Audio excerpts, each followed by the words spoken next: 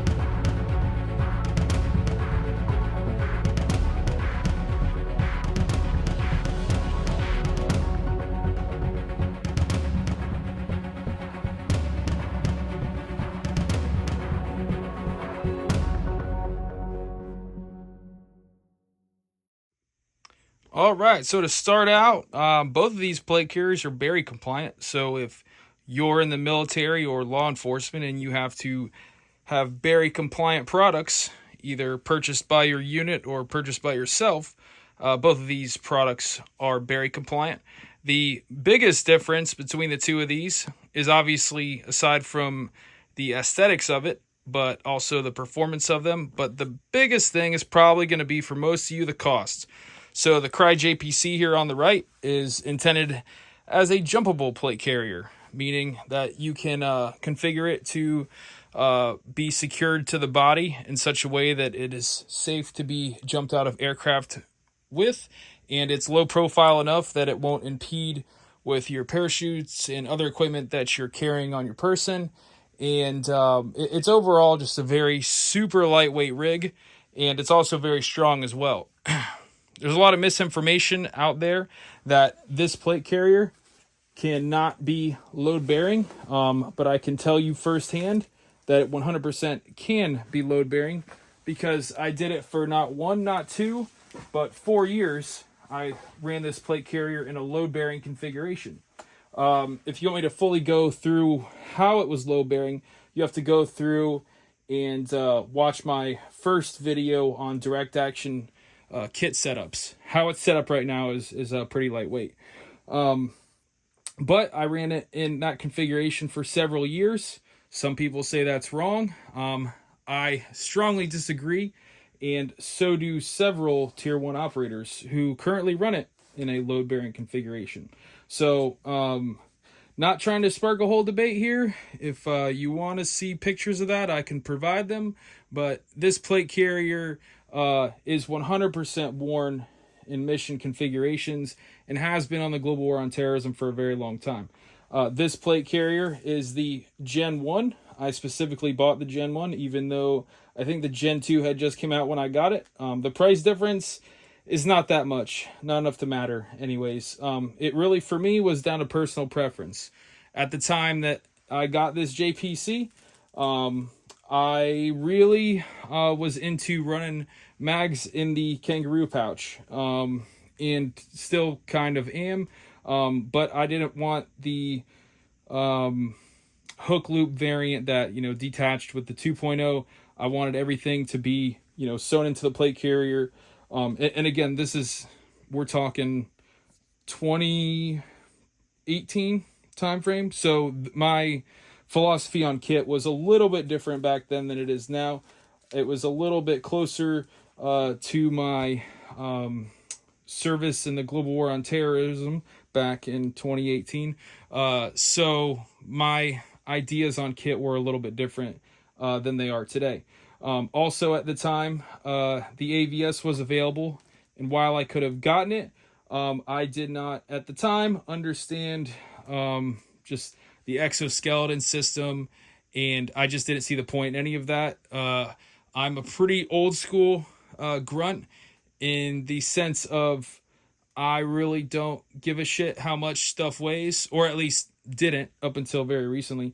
Didn't really care about load distribution and all that because I can just carry the weight and keep on trucking forever and ever. Now, obviously, gotten a little bit older now. As I climb into my 30s, my philosophy on kit has changed a little bit. As my physical situation has become more painful, I've tried to get a little bit smarter with kit. Now, obviously, I wouldn't carry super heavy things for absolutely no reason. However, my method to my madness when I was running the JPC was that I do not care for a good spread on the load. I'm just going to carry it anyways, strap it all in tight to my torso, and keep trucking. That said, I do have a special cummerbund on this JPC. The JPC, to me, in my opinion, is the Glock of the plate carrier world. You can do a ton of stuff to it and customize it a ton of different ways. As you see in my first video with the JPC, I have a pretty elaborate setup to it. Now it's stripped down big time because its role with me has changed drastically, and it's probably more in line with what a lot of the talking heads in the industry would say that you should do with the JPC. That's what I'm doing with it now. However, this JPC did run in a mission configured setup, strapped down with ammo, breach tools, everything else, and absolutely no damage to the shoulder straps whatsoever. And not only did it stay in that configuration, it hung up on my rack in that configuration too, in my ready room here. So these straps have held a lot of weight for years on end with no damage or signs of wear on them. So that's a testament to this plate carrier. The Crye JPC is a fantastic plate carrier, and modded the right way, it can do everything you need it to do. And the price point, for civilian folks or people buying it on their own is not bad. $200-300. It's laughable how cheap the thing is. But mine, the company's no longer in business, but I have this special cummerbund. It's all elastic, as you can see in the video that I made for it. With that cummerbund, what it does is it fits your body like yoga pants. The company that made it was called Raidco. I think it was called Raidco. Something of the sort. Raid something. And the cummerbund is called the Raid MEC. If any of you guys know what happened with that company, please drop it in the comments, because I'm looking to buy more stuff from them. But last time I went to their website, it was shut down. And I've got other people that I know that are looking to buy more stuff from them and cannot, because the website is down and Google doesn't seem to be providing any results. They were based out of Columbus, Georgia, obviously Fort Benning people. I don't know if they ETS'd and stopped making kit or went out of business, but if please drop that in the comments. Moving on, this JPC is essentially basically, I've only got 3 mags in it now. The dangler pouch, the assault panel on the back that I customized is still there. Still got these Cobra buckles on there, and I've got an IFAC on the back. This plate carrier for me now is really a grab and go option. If for some reason, I don't need a full mission profile, then this one's ready to go with the bare minimum on it. So I've got 5 mags on the plate carrier. And then, adding with the war belt, that takes me to 7. Obviously, for most missions, I would want more, but this is a low profile setup. Another way that I would say that the JPC excels over the AVS is that this thing can pack super flat, super small. So if you are going somewhere, deploying somewhere, traveling somewhere, whatever, the JPC might be a better option for you because it takes up a whole lot less real estate when it comes to packing. Now the AVS is super rigid, and that's a good thing. But in my opinion, not for like going places. If if size of your bags is an issue, especially like if you're flying civilian air and you're paying for your own check bags and stuff, not the military, then this is going to be a lot more expensive to fly with than this is, just because that can fit into a smaller suitcase, smaller bag, smaller Pelican, whatever have you. For me to transport my AVS anywhere requires pretty much my Eberly stock Hercules bag, because of the size of this thing. Even if you take the cummerbund, lay it flat and everything, it still takes up a ton of space because of the rigidity. Now, with that said, the exoskeleton for this thing, the rigidity, all that, absolutely impressive. I wish I had got it years ago. The way that it distributes the weight is it's some space magic, to say the least. You cannot go wrong with an AVS, even if you're not carrying a full mission profile. If you're just wearing side plates and ammo only, then the AVS is still a fantastic plate carrier. The cost of this thing to the civilian market, in my opinion, probably worth every single penny. But I wish I had known that years ago. But the JPC can do everything the AVS can, just not as comfortably. However, don't let that discourage you. It is still a comfortable plate carrier compared to others on the market, but you cannot beat the weight of the JPC. If you're looking to shave absolute every single last ounce off of your kit and run as light as possible, you are not going to be able to beat what the JPC can do. However, if you're looking for maximum comfort and really distributing that weight evenly, you're not going to beat the AVS. So they're both fantastic plate carriers. You cannot go wrong with either of them. I highly recommend both of these plate carriers over any other one. I do have the London Bridge modular plate carrier, which you guys can see on my Urban Assault video. Great piece of kit, very comfortable. Does not have anything on the AVS though. The AVS is bar none, head and shoulders better than the modular plate carrier. I would say that the modular plate carrier does bridge the gap between these two plate carriers. However, the cost of it, to me, if as a civilian, if you're buying it out of pocket, doesn't make any sense. Doesn't make any sense whatsoever. That's like a $700 plate carrier, the modular, I believe, $700 or $800. But it is basically a more comfortable JPC, in my opinion.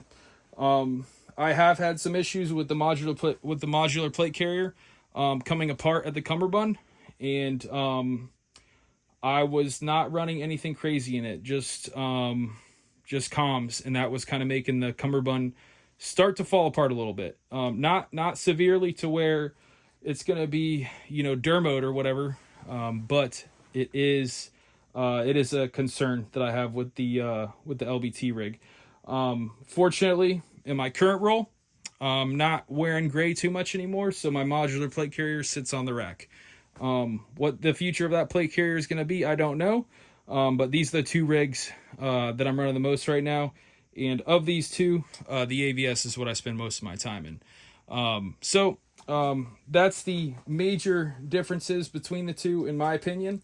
Granted, you're going to hear 100 different other opinions on the internet, especially when it comes to running the JPC as a primary carrier. People will say that you're not supposed to do it. I had a lot of comments of people telling me that I was wrong for running it the way that I was. Was I wrong? Possibly. But either way, those people were all telling me to get the AVS, which I did, and kind of got to thank them for that, because this thing was kind of always maybe someday kind of acquisition, and your positive comments encouraging me to get an AVS were well founded, and I'm glad that those of you who did, because I've never been happier. So this is definitely a great plate carrier. Would recommend it to anyone. The cost, if you're buying this out of pocket as a civilian, is quite steep. However, if you work professionally in a plate carrier, I would say that this is 100% the way to go. If you work professionally in your plate carrier and you're over the age of 30, I would say that the JPC is probably not the way to go, especially if you're setting it up in a full mission profile, like I was. But then again, the years that I was running that, I was under 30, so a lot of the issues that I'm having now were irrelevant. They didn't really matter. So if you are having any sort of like back problems and stuff, which is pretty common in our industry, the AVS is 100% the way to go, bar none. The one thing I would say that's good about the LBT modular plate carrier is that it is comfortable to sit in if you're doing any sort of mounted work. And if you're stuck in a vehicle all day, the LBT modular plate carrier is a good way to go. But I have yet to run this AVS in a mounted roll. I've only been dismounted with this thing. So I don't have any input as to how it goes mounted yet. But I assume that it would probably be just as good as the modular plate carrier. However, there might be a little less padding in this one, which is fine. But let me kind of go over real quick some of the changes that I've done, and I'll kind of highlight a couple other things while I'm at it. Stand by. All right, so real quick here, let me kind of take you through some of the updates on my AVS. So last time before, I had that kind of squirrely flashbang chilling rubber banded over here. I've since stuck that in one of those kind of elastic mag pouches that I had laying around from a couple years ago. Perfect for going in there. I know a lot of guys run these in placards, like on the front and stuff. I like having my front kind of slick in case I need to prone out. But anyways, it fits real well in this elastic pouch, and I think it's an ideal location for it. Still got the bangers and smoke and stuff on the back, but it's pretty important in my opinion to have a flashbang sitting right up front. Pretty handy. You don't always want to be reliant on other dudes to pass you one. It's nice to have one on your person that you can grab real quick. Alrighty, and back to the JPC real quick. One cool thing about the JPC that I really like is these the way the shoulders Y out like that, and that's cool for a bunch of reasons. One, airflow, but two, hand mics. They fit perfectly in this hole right here when they clip on, and it kind of helps to keep them in place. And really any kind of hand mic. So this is a Thales hand mic for like a Prick 148, but it goes in there perfectly. Locks onto the side, and then you can kind of tuck the other side in behind the other part of that shoulder strap. And even if you're running like the cheap like Baofangs and all that stuff, their hand mics work just as well the same way right there. So that's a real pro to the JPC. If you're the type of dude that runs hand mics, you cannot go wrong with the JPC and running it in that way. I don't really run hand mics a whole lot. It's kind of a now and again kind of thing. But when I do, the JPC is a good carrier for that. Alrighty, so in conclusion, if you're torn between the JPC or the Crye AVS and money is no issue, I'm obviously going to say go with the AVS all day long. If money is an issue and you're torn between which one to get, I'm going to steer you into the JPC.